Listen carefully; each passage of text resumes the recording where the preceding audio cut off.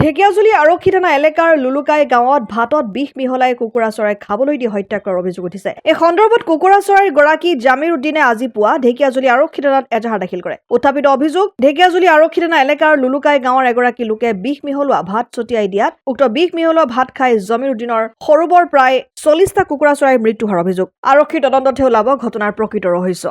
ঘটনাটো হৈছে মানে এয়া আমাৰ ঘৰতেই কেইটামান মুৰ্গী আছিলে, ধৰক 40-50টা। তো মুৰ্গী পুৰাটন দি মুৰ্গীকেইটা মাৰি পেলালে আৰু কেইটামান ঘৰত মৰা আছে আৰু কেইটামান আমি লৈ আহিছোঁ ইয়াত। তেওঁৰ খেতিতেই বীজ দিছিলে, কিন্তু তেওঁৰ খেতি একো ক্ষয়ক্ষতি হোৱা নাই, বুটা খেতি বুলি এইটো দিছে। তো আমি মুৰ্গীকেইটা লৈ আনিছোঁ ইয়াত। এতিয়া আমি এজাহাৰ দিছোঁ থানাত। তো ছাৰে কি তদন্ত লয়, এতিয়া ছাৰৰ ওচৰত দিছোঁ আমি, ছাৰে চাব। এজাহাৰ দাখিল কৰিছোঁ।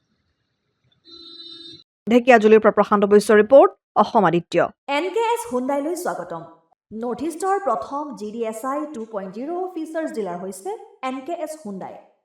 অত্যাধুনিক সা সুবিধাৰে তৈয়াৰী মষ্ট আপডেটেড হুণ্ডাই ডিলাৰ এতিয়া ডিব্ৰুগড়ত। আমাৰ NKS হুণ্ডাই ডিলাৰত open sales consulted room, customer ৰুমৰ লগতে পুৰণি গাড়ীৰ এক্সচেঞ্জ ফেচিলিটিও ৰখা হৈছে। ইয়াত চেলছৰ লগতে ছাৰ্ভিচ ছেক্টৰৰ সুন্দৰ সুবিধা আছে। প্ৰয়োজনীয় সকলো এডভান্স টুলছ, হুইল বেলেন্সিং, এলাইনমেণ্টৰ অত্যাধুনিক machine, post hydraulic lift, fully train men পাৱাৰৰ লগতে nitrogen gas filling facility, fully automatic car washer ফেচিলিটিও আছে। লগতে NKS হুণ্ডাই ডিলাৰে কাষ্টমাৰসকলৰ সুবিধাৰ্থে মোবাইল ছাৰ্ভিচ ভেনৰো ব্যৱস্থা ৰাখিছে, য'ত হাইড্ৰলিক লিফ্ট, ৱাশ্বিং facility, wheel balancing, tyre pressure check কৰাৰ লগতে বহুখিনি সুবিধাই উপলব্ধ আছে। NKS হুণ্ডাইলৈ আহক আৰু সুবিধাসমূহ গ্ৰহণ কৰক।